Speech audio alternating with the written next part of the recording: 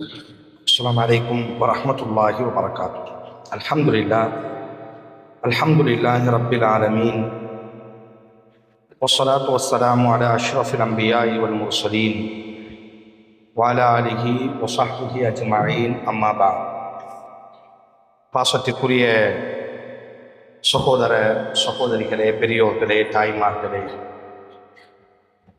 அல்லாஹுவின் அருளால் இரவு தொழுகைக்கு மத்தியில் அல்லாஹுவினுடைய மார்க்கத்தை அறிந்து கொள்ளும் விதமாக நம்மை சீர்படுத்தக்கூடிய நமது முன்னோர்களான நபித்தோழர்களினுடைய நமது ஈமானுக்கு உரமான பல செய்திகளை தொடர்ச்சியாக நாம் பார்த்து வருகிறோம்.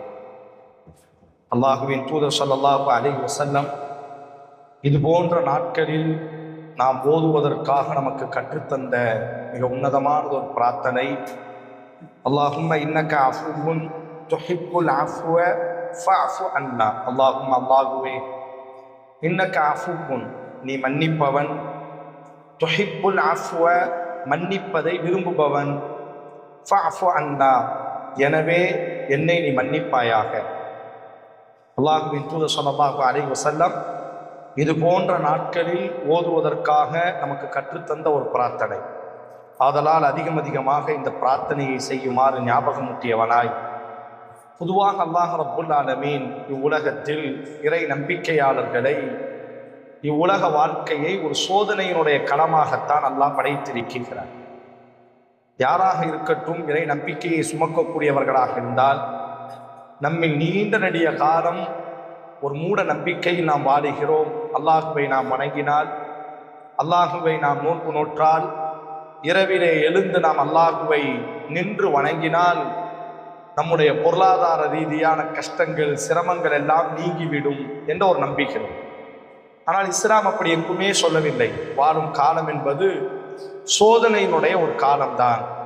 அல்லாஹுவின் தூதர் ஸல்லல்லாஹு அலைஹி வஸல்லத்தினுடைய வார்த்தையை பாருங்கள், லா யஸாலுல் முஃமினு வல் முஃமினா, இறை நம்பிக்கையை கொண்ட ஆணையும் பெண்ணையும் அல்லாஹ் சோதித்து கொண்டே இருப்பான். ஒரு சோதனையிலிருந்து நாம் மீளுவதை போன்று தெரியும். நம்முடைய இறை நம்பிக்கை ஆழமாக அழுத்தமாக இருந்தால் மற்றும் ஒரு சோதனை நமக்கு முன்பாக நிற்கும். எதுவரை அல்லாஹ் சோதிப்பான்? ஹத்தா யல்கல்லாஹ அஸ்ஸ வஜல், அல்லாஹுவை நாம் சந்திக்கக்கூடிய வரை, அதாவது நமக்கு மரணம் வரக்கூடிய வரை அல்லாஹ் அவர்களை சோதித்து கொண்டே இருப்பான். பொருளாதார ரீதியாக ஒரு முறை சோதிப்பான், உறவுகளினுடைய ரீதியாக ஒரு முறை சோதிப்பான், நம்முடைய நேசத்திற்குரியவர்களை நாம் இழப்பதின் ஊடாக அல்லாஹ் சோதிப்பான். துரோகங்கள், கண்ணீர்கள், ஏதோ ஒரு விதத்தில் அல்லாஹ் அஸ்ஸ வஜல் என்ன செய்வான் என்று சொன்னால் சோதித்து கொண்டே இருப்பான். சோதனை என்பது அல்லாஹ் நம்மை நேசிக்கிறான் என்பதனுடைய அடையாளம். உங்களுக்கு எல்லாம் தெரியும் என்று நான் நினைக்கிறேன். அல்லாஹுவின் தூதரினுடைய வாழ்க்கையை நீங்கள் புரட்டினீர்களே ஆனால் ஒரு இடத்தில் கூட அல்லாஹுவின் தூதரை மனம் விட்டு சிரிப்பதற்கு அல்லாஹ் சம்மதித்திருக்க மாட்டான். கொஞ்சம் சந்தோஷத்தில் சிரிக்கும் பொழுதே பெரும் கவலையை அல்லாஹுவின் தூதருக்கு முன்பாக கொண்டு வந்து அல்லாஹ் நிப்பாட்டி இருப்பான். பத்ரினுடைய வெற்றி உங்கள் எல்லோருக்கும் தெரியும். இது போன்ற ரமதானினுடைய மாதம் பிறை 17 மிகப்பெரிய ஒரு யுத்தம் நடைபெற்றது. அல்லாஹ் முஸ்லிம்களுக்கு குர்ஆனிலேயே அல்லாஹ் சிலாகித்து பேசுகிறார். பெரும் பிரம்மாண்டமான வெற்றியை அல்லாஹ் நபிக்கு கொடுத்தான். எல்லா நபித்தோழர்களும் பூரிப்படைந்து விட்டார்கள், சந்தோஷத்தினுடைய உச்சத்திலே நின்றார்கள். அல்லாஹுவின் தூதருக்கும் அவ்வளவு சந்தோஷம். நாம் யாரை வணங்குகிறோமோ அந்த படைப்பாளன் இருக்கிறான் என்பதை நிலைநிறுத்திய நாள் அந்த நாள். குர்ஆனில் அல்லாஹ் அப்படித்தான் பேசுவான். யௌமுல் ஃபுர்கான், சத்தியத்தையும் அசத்தியத்தையும் பிரித்து காட்டிய நாள் அந்த நாள் என்று அல்லாஹ் அந்த நாளை சிராகித்து பேசுவான். அவ்வளவு சந்தோஷம் எல்லா நபித்தோழர்களுக்கும். இதுவரை ஒடுக்கப்பட்டு புறக்கணிக்கப்பட்டு தாக்கப்பட்டு வாழ்ந்த சமுதாயம் படைத்த அல்லாஹுவின் உதவியை கொண்டு உலகத்திலே வெற்றி கொடியை, முதல் வெற்றி கொடியை நாட்டிய அந்த நேரம் எல்லா நபித்தோழர்களுக்கும் சந்தோஷம். அல்லாஹுவின் தூதரும் சந்தோஷத்தினுடைய உச்சியிலே அமர்ந்திருக்கிறார்கள். எல்லோரும் சந்தோஷத்தோடு மக்கா மதீனாவிற்குள்ளாக நுழைவார்கள். அல்லாஹுவின் தூதரினுடைய தலையில் இடியாய் ஒரு வார்த்தை விடும், அல்லாஹுவின் தூதரே, உங்கள் மகள் ருக்கையாவை இப்பொழுதுதான் நாங்கள் அடக்கம் செய்து கொண்டிருக்கிறோம். எல்லார் வீட்டிலையும் சந்தோஷம். ரசூல் ஸல்லல்லாஹு அலைஹி வஸல்லம் அவ்வளவு சந்தோஷம். அல்லாஹ் நினைத்திருந்தால் ஒரு 2 நாள் இந்த சந்தோஷத்தை அனுபவித்து விட்டு அல்லாஹ் அந்த நிகழ்வை நடத்தி இருக்கக்கூடும். ரசூலுல்லாஹ்வுடைய மகள் ருக்கையா ரலியல்லாஹு அன்ஹா, ரசூல் பத்ரினுடைய வெற்றியோடு உள்ளே நுழைவார்கள். அல்லாஹுவின் தூதரை போய் முதலில் காட்டிய இடம், அல்லாஹுவின் தூதரே உங்கள் மகளை இப்பொழுதுதான் அடக்கம் செய்திருக்கிறேன், ஈரம் கூட காயவில்லை, உங்கள் மகளினுடைய கபரை நீங்கள் பாருங்கள். அல்லாஹுவின் தூதரால் என்ன சந்தோஷத்தை அனுபவிக்க முடியும்? இதான் அல்லாஹ் ரப்புல் ஆலமீன். ஃபத்தஹ் மக்கா, மக்கா வெற்றி கொள்ளப்பட்டு சந்தோஷத்தோடு ரசூல் மதீனாவிற்குள் வருவார்கள். ரசூலுல்லாஹினுடைய மூத்த மகள் ஸைனப் அங்கே மரணத்தை தழுவி இருப்பார். அல்லாஹுவின் தூதர் வெற்றி வீரராய் மாபெரும் சாம்ராஜ்யத்தினுடைய ராஜாவாய் மக்காவை வலம் வந்துவிட்டு மதீனாவிற்குள் நுழைந்ததுதான் தாமதம். அல்லாஹுவின் தூதரிடத்திலே சொல்லப்படும், உங்கள் மகன் நோய்வாய்ப்பட்டு விட்டால் ஸைனப் ரலியல்லாஹு அன்ஹா ரசூலுல்லாஹ் நேசித்த மகன். இந்த செய்தியை நான் பின்னால் சொல்கிறேன். அல்லாஹுவின் தூதர் பார்த்து பார்த்து வளர்த்த மகன் ஸைனப் ரலியல்லாஹு அன்ஹா. ரசூலுல்லாஹ்விற்கு அல்லாஹ் கொடுத்த முதல் அருட்கொடை ஸைனப் ரலியல்லாஹு அன்ஹா. ஆனா மக்கா வெற்றி கொள்ளப்பட்ட நிகழ்வு எவ்வளவு சந்தோஷம்! 23 ஆண்டு காலம் எதை பிரச்சாரமாக மையமாக கொண்டு பேசினார்களோ அதையெல்லாம் அல்லாஹ் கண்களுக்கு முன்பாக நடத்தி காட்டிய அற்புதம் அந்த நாட்கள். எந்த தேசத்தை விட்டு அடித்து விரட்டப்பட்டாரோ, எந்த தேசத்தில் லா இலாஹ இல்லல்லாஹுவை முடிந்ததற்காக பைத்தியக்காரன், சூனியக்காரன் என்பதாக மக்கள் எல்லாம் அல்லாஹுவின் தூதரை விமர்சித்தார்களோ, இன்றைக்கு அந்த தேசத்தினுடைய ராஜாவாய் அல்லாஹுவின் தூதர் விழுந்து நிற்கிறார். மறுபுறம் ஒரு செய்தி வருகிறது, உங்கள் மகள் ஸைனப் மரணத்தை தழுவி விட்டார். அல்லாஹ் அப்படித்தான். ஒரு சந்தோஷத்தை கூட அல்லாஹுவின் தூதரை முழுமையாக அல்லாஹ் அனுபவிப்பதற்கு சம்மதிக்கவில்லை. காரணம், அல்லாஹ் நேசித்தார். அல்லாஹுவின் தூதருக்கே அந்த நிகழ்வு என்று சொன்னால், வெறுமனையாக ரமதானிலே நின்று வணங்குவது அல்ல சடங்குகள், வெறுமனையாக ரமதானில் நோன்பு நோற்பது அல்ல சடங்குகள். இது நம்முடைய வாழ்வை கொஞ்சம் முழுக்க வேண்டும். மற்ற 11 மாதத்தில் இந்த ஈமான் பிரதிபலிக்க வேண்டும். வாழ்க்கையில் சோதனையின் பொழுது ஸ்திரமாக நாம் நிற்க வேண்டும். அப்படி ஒரு செய்தியைத்தான் நாம் இன்றைக்கு காண இருக்கிறோம். இஸ்லாமிய வரலாற்றில் அதிகம் சோதனைக்கு முகம் கொடுத்த ஒரு பெண்மணி என்றுதான் இந்த பெண்மணியினுடைய வரலாற்றை சொல்வார்கள். நான் சொன்னேன் அல்லவா, அல்லாஹுவின் தூதருக்கு மூத்த மகள் ஸைனப் என்பதாக. அந்த ஸைனப் மரணித்த அந்த வருடம், அந்த மாதம், அல்லாஹுவின் தூதர் ஸல்லல்லாஹு அலைஹி வஸல்லத்தினுடைய மகளார் ஃபாத்திமா ரலியல்லாஹு அன்ஹா அவர்களுக்கும் அல்லாஹுவின் தூதர் ஸல்லல்லாஹு அலைஹி வஸல்லத்தினுடைய மருமகனார் அலி ரலியல்லாஹு அன்ஹு அவர்களுக்கும் பிறந்த ஒரு குழந்தை தான் ஸைனப் என்று குழந்தை. ரசூலுல்லாஹ் தம் புள்ள ஞாபகத்தை, தம் புள்ள இறந்துட்டான்ல ஸைனப், அவள் அடக்கம் செய்திருக்கிறது அந்த வருடம் தான். அந்த நேரத்தில் அலி ரலியல்லாஹுவிற்கும் ஒரு பெண் குழந்தை பிறந்தது. மொத்தம் அலி ரலியல்லாஹு அன்ஹு அவர்களுக்கு ஃபாத்திமா ரலியல்லாஹு அன்ஹா மூலியமாக 5 குழந்தைகள், ஹசன், ஹுசைன், முஹ்சின், ஸைனப், உம்மு குல்சும் என்று சொல்வார்கள். இதில் ஹசன் ஹுசைன் நமக்கு தெரியும். இந்த முஹ்சின் பிறந்த சில நாட்களிலேயே மரணித்து விட்டார். ரசூல் ஸல்லல்லாஹு அலைஹி வஸல்லத்தினுடைய பேத்தி ஸைனப் தம் பிள்ளையை அடக்கம் செஞ்சிட்டாங்கல்ல, அந்த பிள்ளையின் ஞாபகத்தினால் தம் பேத்திக்கு அந்த பேரை வைத்து அழகு பார்த்தார்கள். ஃபாத்திமா ரலியல்லாஹு வந்து சொல்ல ஆள் அனுப்பி சொல்றாங்க, உங்களுக்கு பேத்தி பிறந்திருக்கிறது. உடனே ரசூல் ஸல்லல்லாஹு அலைஹி வஸல்லம் போய் அப்படியே கெட்டி அணைத்து ஸைனப் என்றுதான் அல்லாஹ்வின் தூதர் பெயர் வைத்தார்கள். தான் மகள் அப்பந்தான் அடக்கம் செஞ்சிருக்கிறாங்க. அந்த நிகழ்வு அப்பந்தான் கொஞ்சம் மறைந்து கொண்டிருக்கக்கூடிய நேரம், அல்லாஹ் தன்னுடைய மகளிற்கு அல்லாஹ் என்ன செய்தான், ஆனால் ஒரு பெண் குழந்தையை கொடுத்திருந்தான். அந்த குழந்தைக்கு ஸைனப் என்பதாக பெயர் வைத்தார்கள். இந்த குழந்தை தான் வரலாற்றில் அவ்வளவு கண்ணீரை நேரெதிராக கண்ட ஒரு பெண்மணி. இந்த பெண்ணினுடைய வரலாறை நான் முடிக்கும் பொழுது உங்களுக்கு தெரியும், இப்படியெல்லாம் சோதனையை வரைபடத்திலே ஒரு பெண் சந்தித்திருந்தால் அவளினுடைய நிலைமை என்னவாகி இருக்கும். ஆனால் நாம் எங்கே இருக்கிறோம் என்பதை நம்மால் உணர்ந்து கொள்ள முடியும். ரசூல் ஸல்லல்லாஹு அலைஹி வஸல்லம் இந்த ஸைனபினுடைய 4-5 வயது இருக்கக்கூடிய நேரத்தில் அல்லாஹுவின் தூதர் ஸல்லல்லாஹு அலைஹி வஸல்லம் இந்த உலகத்தை விட்டு மரணிக்கிறார்கள். முதல் மரணம், தன்னுடைய பாட்டனியினுடைய மரணத்தை இவர்கள் அனுபவிக்கிறார்கள்.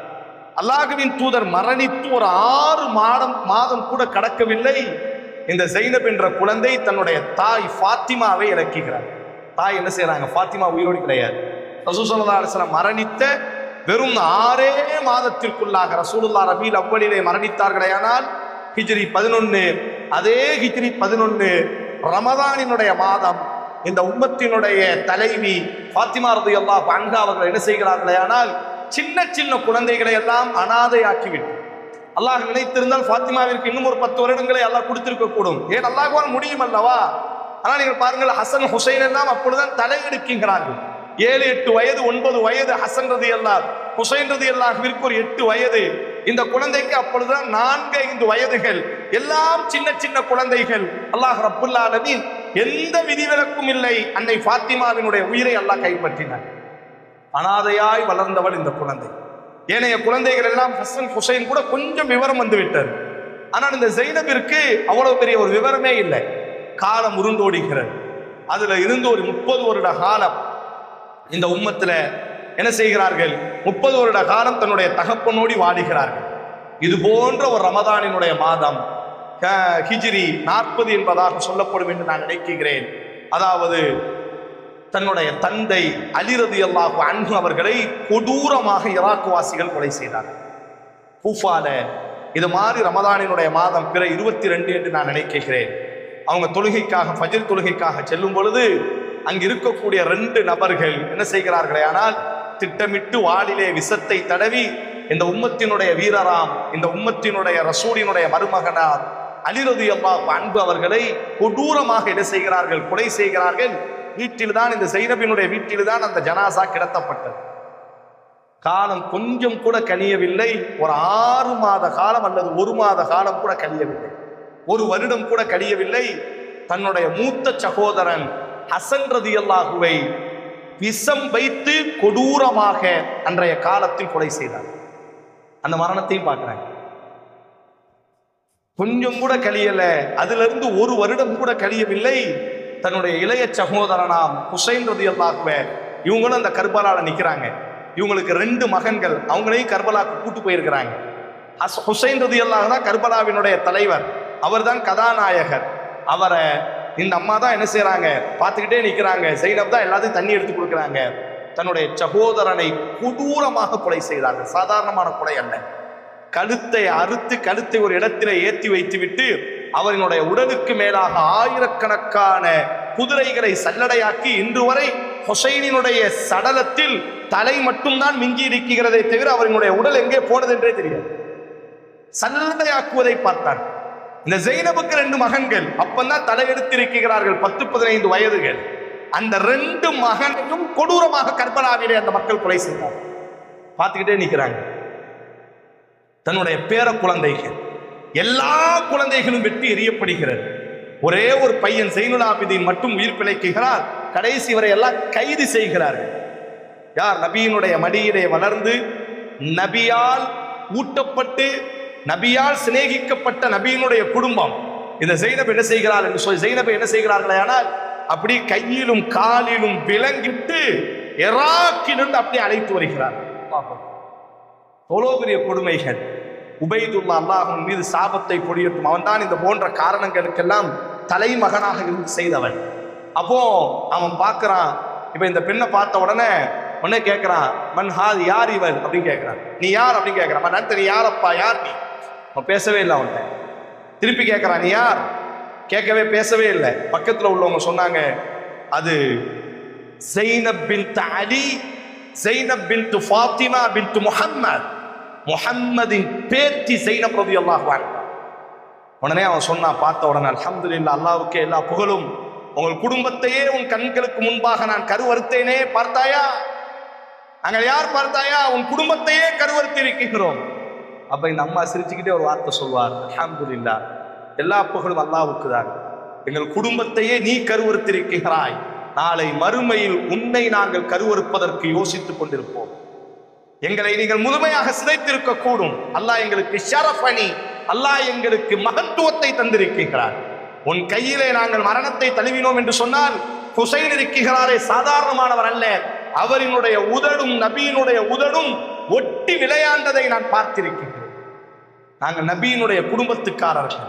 அல்லாஹ் எங்களை சுத்தப்படுத்தி இருக்கிறார். உன்னை போன்ற இழிவானவர்களை நாளைக்கு மறுமையில் நாங்கள் சந்தித்துக் கொள்கிறோம் என்று வீரத்தோடு பேசிய பெண்மணி அந்த பெண்மணி கைது செய்யப்பட்டு சிறையில் அடைக்கப்பட்டு கடைசியாக மதீனாவிற்கு வந்தால், மதீனாவினுடைய சொந்த வீட்டுக்கு வந்தால் சொந்த வீடெல்லாம் தகர்க்கப்பட்டு எல்லாம் கைமீறி போயிருக்கிறது. கடைசியாக வேற வழியே இல்லாமல் மதீனாவிலிருந்து திருப்பி ஈராக்கிற்கு வருகிறார். எங்கேனும் ஒரு இடத்திலே நாம் வாழ வேண்டும் என்பதற்காக. அங்கு வந்தால் அதைவிட கொடுமைகள் தலைவிரித்தாடுகிறது. நபியினுடைய குடும்பம் என்று சொன்னாலே வேறு ஒரு விதத்தோடு பார்க்கக்கூடிய சூழல் அங்கே உருவாகிவிட்டார். இந்த வரலாறுகளுக்குள்ளாக எல்லாம் ஆழமாக நாம் பயணிக்கப்பட்டு விட்டோம் என்று சொன்னால் நாமே கொஞ்சம் குத்தி மழுங்கி விடுவோம். அவ்வளவு கொடூரங்கள், யாருக்கும் நடக்காத கொடூரங்கள் நபியின் குடும்பம் என்ற ஒரே காரணத்திற்காக அன்றைய காலகட்டத்தில் ரசூலினுடைய உறவுக்காரர்கள், நபியினுடைய பேரன்கள், பேத்திமார்களுக்கு நடந்தது. கடைசி உயிர் வாழ்வதற்காக நாலாபுறங்களிலும் தத்தளித்து எகிப்து வாசிகள் என்ன சொல்வார்களே, ஆனால் நாங்கள் நபியினுடைய நேசர்கள், எங்களுக்கும் நபிக்கும் பெரிய தொடர்பு இருக்கிறது என்பதாக உயிர் பிழைப்பதற்காக செய்னபையும் அவரோடு இருந்த 1-2 மிச்சமானவர்களை எல்லாம் எகிப்திலே வைத்து பாதுகாத்து எகிப்திலே அவர்கள் மரணித்தார்கள் என்ற செய்தியை நாம் பார்க்கிறோம். எவ்வளவு சோதனை! 4 வயதுக்குள்ளாக பாட்டனின் இழப்பு, 4.5 வயதுக்குள்ளாக பெத்தெடுத்த தாயை இழந்த அனாதையாகி, வெறும் 10-20 வருட காலம் தகப்பனின் நிழலிலே வாழ்ந்த பிறகு தகப்பனை கொடூரமாக கொலை செய்யக்கூடிய காட்சியை பார்ப்பது, அதிலிருந்து 1 வருடம் மீள்வதற்குள்ளாக தன்னுடைய 2 சகோதரர்கள் கொடூரமாக நேசித்தவர்களால் கொலை செய்யப்படுவது, அதுதான் ஆகப்பெரிய கொடுமை. கூட இருப்பவர்களே கருவறுக்கிறார்கள். தன்னுடைய மகன் 2 மகனை பெற்று வளர்த்து ஆளாக்கிய தன்னுடைய மகனை கர்பலாவிலே கொலை செய்யப்படுவது, பேர குழந்தைகள் எல்லாம், சின்ன சின்ன குழந்தைகள் எல்லாம் வெட்டி வீழ்த்தப்படுவது, எல்லாவற்றையும் பார்த்தும் கூட அந்த ஈமான், ரசூலினுடைய அந்த முதிர்ச்சி, நபியினுடைய குடும்பம் அல்லவா அவ்வளவு நேர்த்தியாக இருந்தது. அல்ஹம்துலில்லாஹ், அல்லாஹ்வுக்கே இந்த வார்த்தையினுடைய உச்சிதான் அழகு. உன் குடும்பத்தையே நாங்கள் கருவறுத்து விட்டோம் என்று சொல்லும் பொழுது அல்ஹம்துலில்லாஹ், எல்லா புகழும் அல்லாஹ்வுக்கு. நாளைக்கு மறுமையில் அல்லாஹ்விடத்தை நாம் பார்த்துக் கொள்ளலாம். அன்பு சகோதரிகளே, கூட்டம் கூட்டமாக மஸ்ஜிதிற்கு வருவது அல்ல பெரிய சிறப்பு. நம்முடைய ஈமான் ஸ்திரமாக இருக்க வேண்டும். யாரினுடைய வாழ்க்கையிலும் எந்த சோதனையினுடைய புயல் வீசக்கூடும். யாக்கூப் அலைஹிஸ்ஸலாம் சொன்னதைத்தான் நாம் அழுத்தமாக சொல்ல வேண்டும். அல்லாஹ்வின் மீது நாம் நம்பிக்கை இழந்துவிடவே கூடாது. இந்த இரவிலே நின்று தொழுகிறோம், இரவிலே கையேந்தி கண்ணீர் வடிக்கிறோமே, ஆனால் இது பிரதிபலிக்க வேண்டும். எப்பொழுது பிரதிபலிக்க வேண்டும்? சோதனையினுடைய நாட்களில் பிரதிபலிக்க வேண்டும்.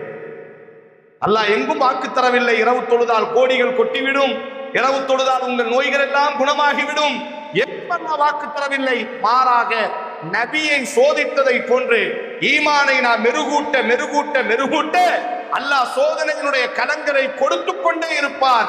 ஈமானிலே புடம்போட்ட தங்கங்களாக நாம் இருக்க வேண்டும் என்பதற்கு செய்னம். அதனாலதான் இஸ்லாமிய வரலாற்றுல இந்த அம்மா பேரை எழுதும் பொழுதுதான் சொல்வார்கள், உலகத்திலேயே அதிகம் சோதிக்கப்பட்ட பெண்மணி இவளாகத்தான் இருக்க வேண்டும் என்பதாக கூறுவார்கள்.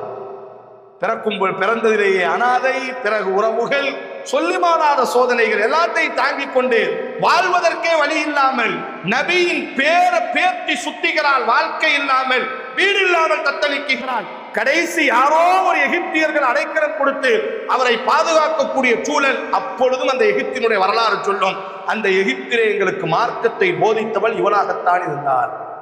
எல்லா சோதனைகளையும் மறைத்து வைத்துவிட்டு சமூகத்திற்கு நாம் வந்த நோக்கம் என்ன என்று கல்வி கற்கக்கூடிய அளவிற்கு பிறருக்கு கல்வி கற்றுக் கொடுக்கக்கூடிய ஆசிரியராக இருந்தார்கள் என்பதாக நாம் வரலாறை பார்த்தோமேயானால், ஆதலால் அன்பானவர்களே, அல்லாஹ் ரப்புல் ஆலமீன் உங்களிடத்திலும் நம்மிடத்திலும் எதிர்பார்க்கக்கூடிய ஒன்றே ஒன்று, இன்னல்லதீன காலு ரப்புனல்லாஹ் சும்மஸ்தகாமு, உங்களினுடைய ஈமானை ஸ்திரப்படுத்துங்கள் என்பதாக ரசூலுல்லாஹ் ஒரு தோழர் வருவார், அல்லாஹ்வின் தூதரே, ஒன்றே ஒன்று கேட்க வேண்டும், அது உங்களிடத்தில் மட்டுமே கேட்க வேண்டும், அதற்கு பிறகு வேற யாரிடத்திலும் நான் கேட்கவே கூடாது. அந்த ஒன்றே என்னை லோகத்திலும் வெற்றியடையக்கூடிய வார்த்தையாக இருக்க வேண்டும். எவ்வளவு வார்த்தையின் ஆழம்! ஒன்றே ஒன்று கேட்க வேண்டும், அது உங்களிடத்தில் மட்டுமே கேட்க வேண்டும், வேற யாரிடத்திலும் நான் கேட்கக்கூடாது. அந்த ஒன்றை நீங்கள் சொல்ல வேண்டும். இரு லோகத்திலும் அந்த ஒரு வார்த்தை என்னை வெற்றிக்கு கொண்டு செல்ல வேண்டும். ரசூல் அழுத்தம் திருத்தமாக சொல்வார்கள், குல் ஆமன்து பில்லாஹி சும்மஸ்தகிம், அல்லாஹுவை நான் நம்புகிறேன் என்று சொல், பிறகு அதிலே உறுதியாக இரு மரணம் வரக்கூடியவர்.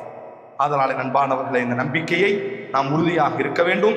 அல்லாஹ் ரப்புல் ஆலமீன் இன்ஷா அல்லாஹ் நாளைய தினம் இது போன்று நம்முடைய ஈமானை மெருகூட்டக்கூடிய மற்றும் ஒரு வரலாற்று நாயகர்களின் வரலாற்று பக்கங்களை நாம் பார்ப்போம். வாஹு தாவானா அல்ஹம்துலில்லாஹி ரப்பில் ஆலமீன்.